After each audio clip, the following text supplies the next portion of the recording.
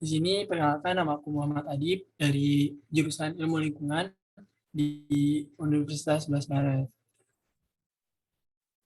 Nah, apa sih ilmu lingkungan? Boleh di next slide dulu, Kak.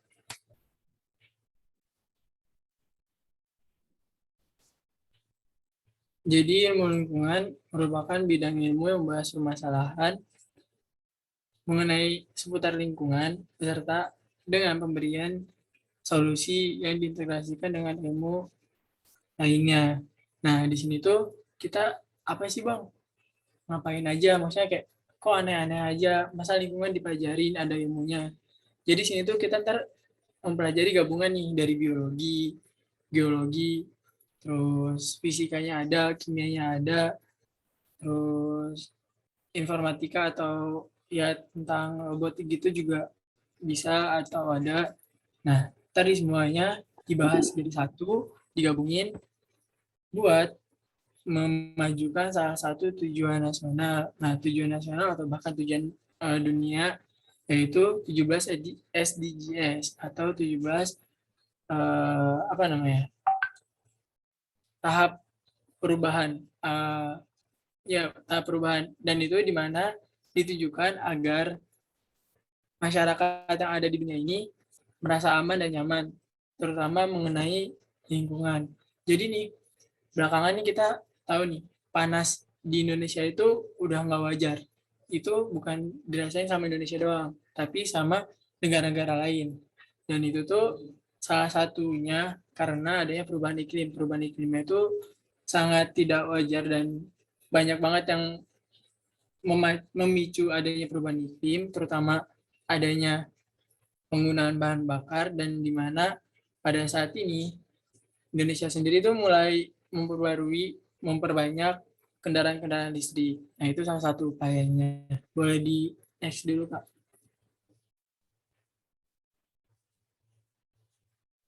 Nah, mungkin teman-teman sebelumnya lebih sering dengar tentang teknik lingkungan. Jadi apa sih perbedaan dari ilmu lingkungan dan teknik lingkungan? Jadi kalau diibaratkan sebuah makanan, teknik lingkungan itu sebagai wadahnya dan ilmu lingkungan itu sebagai isi atau fondasi isinya lah isinya. Jadi misal suatu pekerjaan membutuhkan tenaga teknik lingkungan, dia tuh pakai teknik lingkungan di bagian pembuatan alat, terus ya lebih ke pembuatan alat sih. Sedangkan kalau ilmu lingkungan ini tuh lebih dibutuhkan di bagian isi. Jadi kayak gimana sih kandungan-kandungan apa aja yang bisa membuat permasalahan lingkungan ini terselesaikan. Misal ada permasalahan sampah.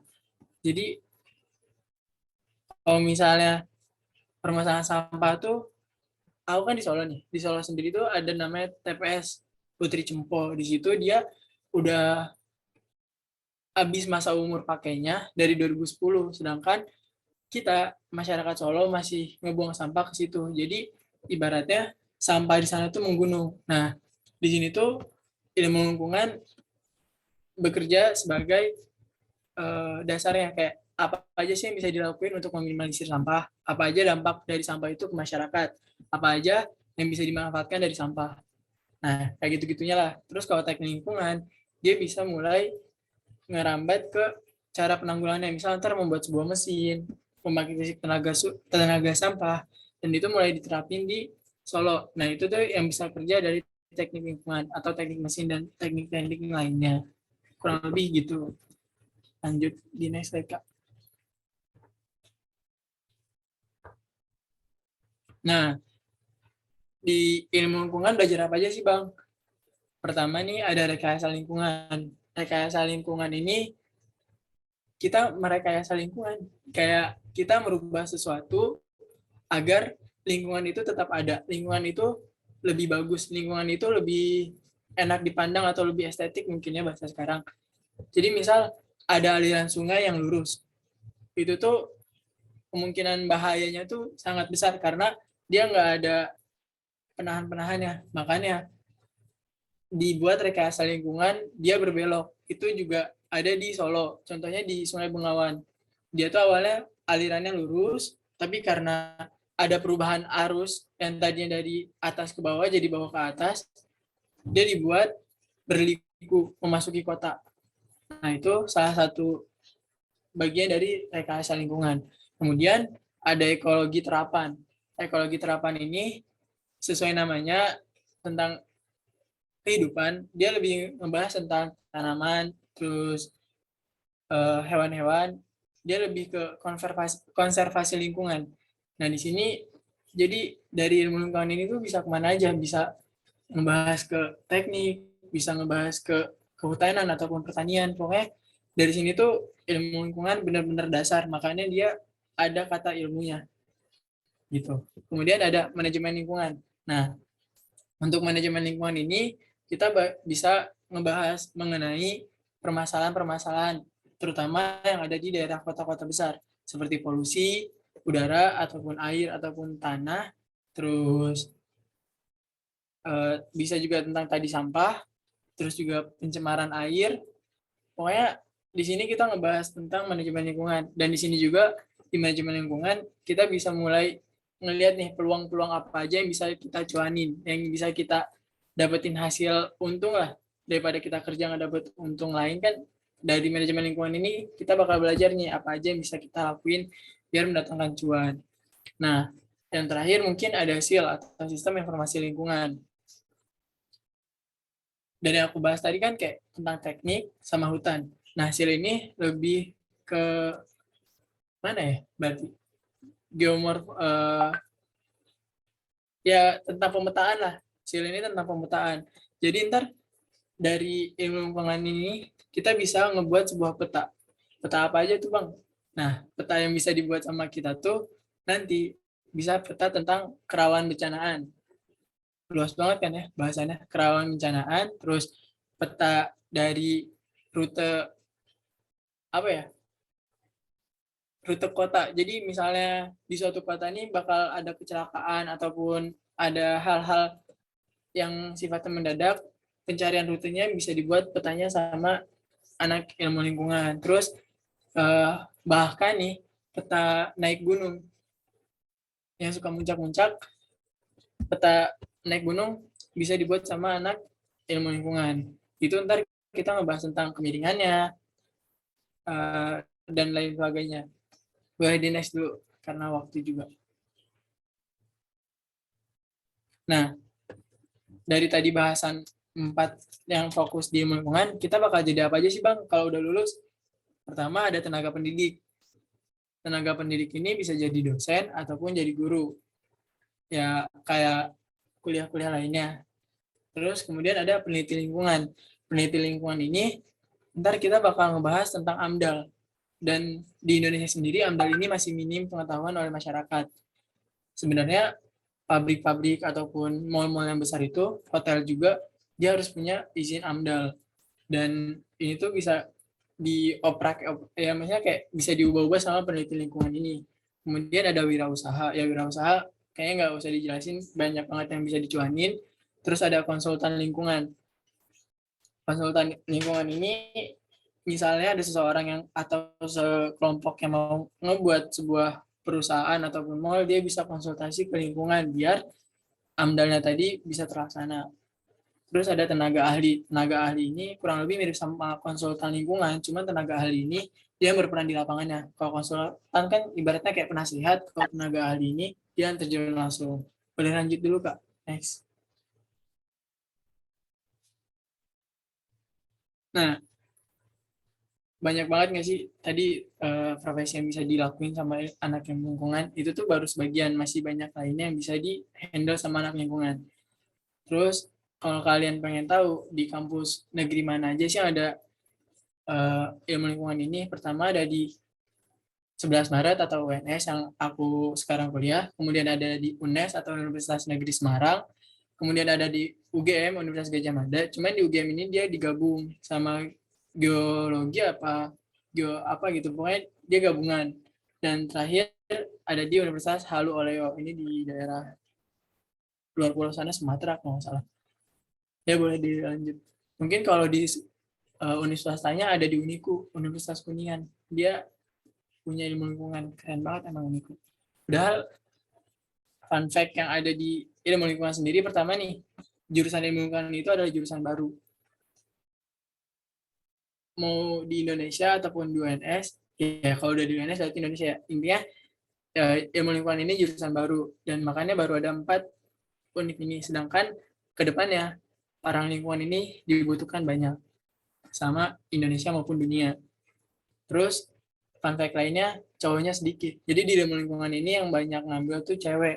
Entah kenapa, padahal di ilmu lingkungan tuh kita belajarnya lebih ke alam, lebih ke lapangan.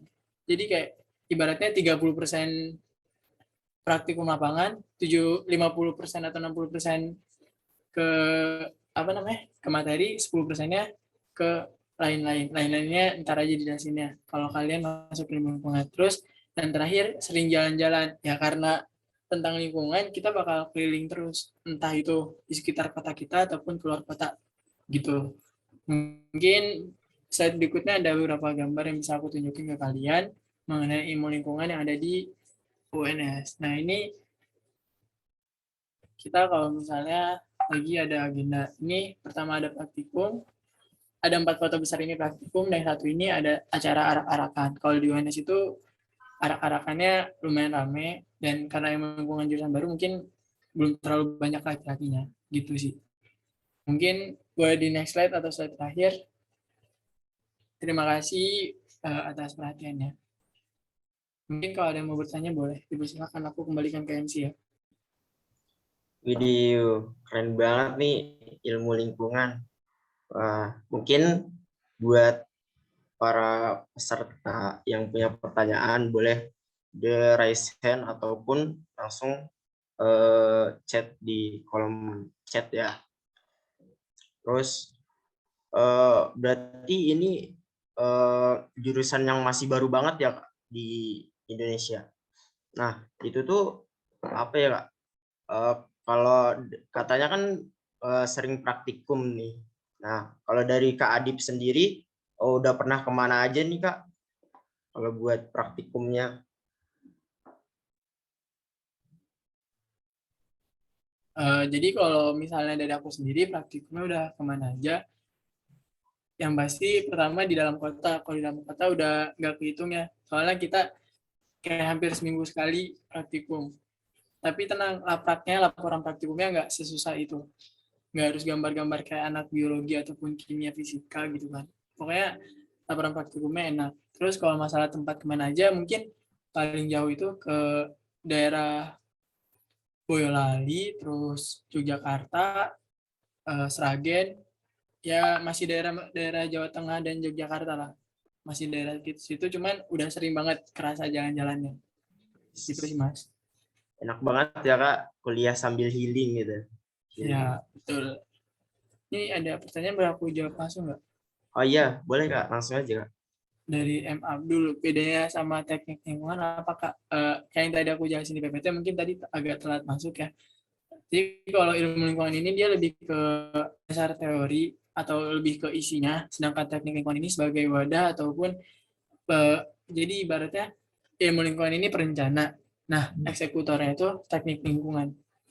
Gambaran lebih jelasnya gitu. Cuman ntar kalau isi materi sama mata kuliahnya mungkin lebih berat ke teknik lingkungan, soalnya dia kan teknik. Ya, teknik kurang lebih emang bobotnya lebih besar daripada ilmu murni. Ilmu murni aja udah cukup berat, apalagi kalau teknik gitu sih. Kalau sepengetahuan aku. Oh, wih, keren keren. No, kalau bedanya ilmu lingkungan dengan ekologi apa Kak? Yang nanya Kak.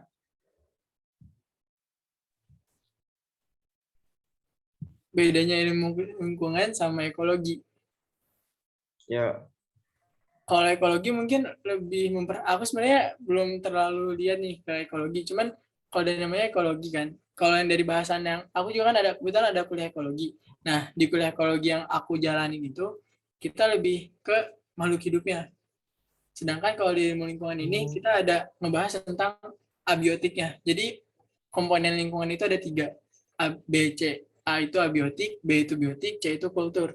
Nah kalau yang aku rasain di ilmu lingkungan ini, dia ngebahas tiga-tiganya, abiotiknya kena, biotiknya kena, sama kultur. Kultur itu apa ya, yang dilakukan manusia karena adanya abiotik sama biotik ini.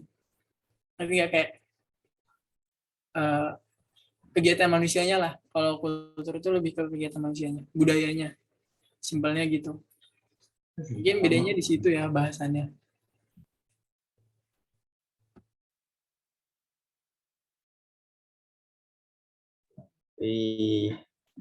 Mungkin kalau yang masih ada pertanyaan, masih ada waktu nih, bentar lagi.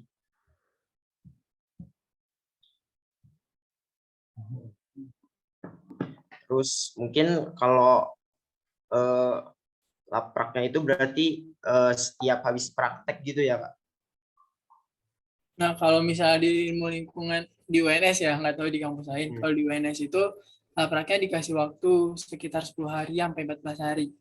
Jadi nyantai terus lapraknya karena kita anak lingkungan mengurangi kertas, jadi lapraknya diketik lebih enak, lebih ramah lingkungan juga karena kertas kan berasal dari pohon. Pohon ya ditebang mati, ntar gundul semua dong. Lingkungan kita jadi panas. Gitu sih. Wih, emang benar-benar anak mencintai lingkungan banget ya, Kak. Ada. Ya, ini misalnya ada anak-anak salam atau anak pramuka yang sering lapangan-lapangan gitu cocok sih kalau menurut aku. Soalnya nggak sesusah itu. Terus kita juga kayak ada fisika, biologi, matematik. Nggak ada matematika. Itu cuma 1 kali doang. Maksudnya cuma 1 semester dan itu nggak ngebahas yang susah-susah. Ngebahasnya tentang lingkungan. Jadi fisikanya fisika lingkungan, bionya biologi lingkungan, kimianya kimia lingkungan. Jadi nggak sampai yang tadi ngitung-ngitung atau Meteor. meteor.